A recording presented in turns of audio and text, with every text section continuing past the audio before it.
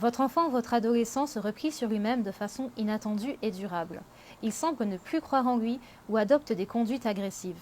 Ses vêtements et son matériel scolaire sont sans cesse retrouvés abîmés, déchirés, voire disparaissent. Vous êtes tombé sur des vidéos ou des photos de votre enfant où il se fait insulter, blâmer, lyncher, à un âge où il est compliqué de pouvoir s'exprimer.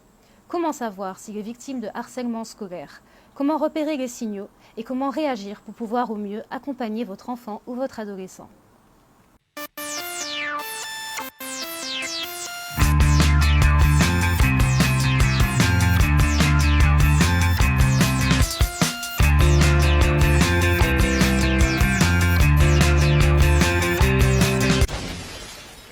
Le harcèlement scolaire est puni par la loi.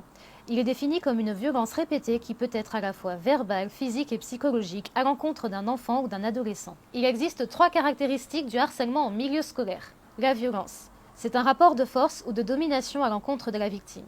Attention, la violence n'est pas que physique et peut aussi être verbale. L'isolement de la victime. L'enfant ou l'adolescent est très souvent isolé.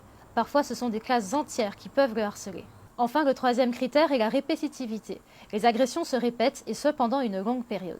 Le harcèlement scolaire peut cibler l'apparence physique comme le poids, la taille, le sexe, l'identité de genre, l'appartenance à un groupe ou des centres d'intérêt différents. Les signaux qui doivent vous alerter sont une mauvaise estime de soi, un jeune qui se replie sur lui-même ou qui a des comportements agressifs ou qui se met à consommer soudainement des substances illicites. Chez les enfants, il faut aussi faire attention aux signes de régression, un petit qui n'est plus propre ou qui recommence à sucer son pouce par exemple. Les conséquences du harcèlement scolaire peuvent être graves. Mauvaise estime de soi, dépression, phobie scolaire, voire tentative de suicide. Avec les réseaux sociaux est né le phénomène de cyberharcèlement.